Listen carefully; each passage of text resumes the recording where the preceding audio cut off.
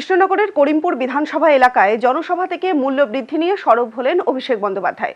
কিসের দাম কোথায় পৌঁছেছে বলতে গিয়ে উদাহরণ টানলেন গ্যাস থেকে চা পাতা কিংবা কেরোসিন তেল থেকে রেলের প্ল্যাটফর্ম টিকিট অবধি। বাদ রাখলেন না সবজি, এমনকি মশলাও।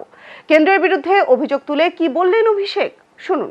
পঞ্চম, যত গরিব মানুষ আছেন বাড়ির আবেদন নিবেদন করে ফর্ম ফিল আপ করে বাড়ির জন্য ফর্ম ফিল আপ করেছেন বা আগামী দিন করবেন, যত গরিব মানুষ বা প্রকৃত প্রাপক আছে, কেন্দ্র সরকারের দয়া দাক্ষিণ্যে বাংলার মানুষ বেঁচে নেই।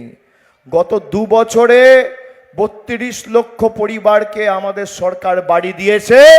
আগামী 5 বছর যত গরিব মানুষ আছে সবার মাথার উপর পাকা ছাদের ব্যবস্থা মমতা ব্যানার্জির সরকার করবে। কেন্দ্র সরকার টাকা দিক আর না দিক, আমাদের প্রতিজ্ঞা। জলের টাকা আটকে দেয়, এরা বাড়ির টাকা আটকে দেয়, এরা সর্বশিক্ষা মিশনের টাকা আটকে দেয়, এরা 100 দিনের 2,74,00,000 জব কার্ড হোল্ডার, তাদের টাকা আটকে দেয়।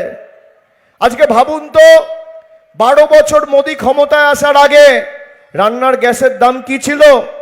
400 টাকার রান্নার গ্যাস আজকে 1000 টাকা, ব্ল্যাকে বিক্রি হচ্ছে 2000, কোথাও 2500।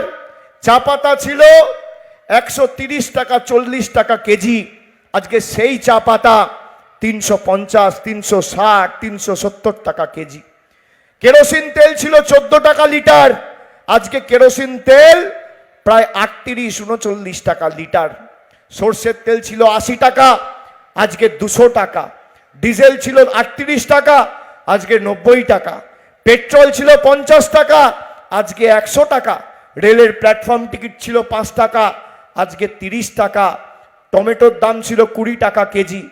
ঢেঁড়সের দাম ছিল 18 টাকা কেজি, সেই টমেটো আজকে 40 টাকা কেজি। ঢেঁড়স আজকে 50 টাকা কেজি।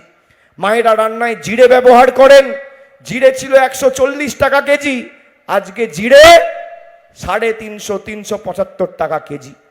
গরিব মানুষ বাড়িতে যদি কোনো অতিথি আসে, আদর আপ্যায়ন করতে এখন 1 কাপ চা বানাতে গেলে, গ্যাস জ্বালাতে গেলে 10 বার ভাবে। এই হচ্ছে নরেন্দ্র মোদীর গরিব বিরোধী, জনতা বিরোধী সরকারের উদাহরণ।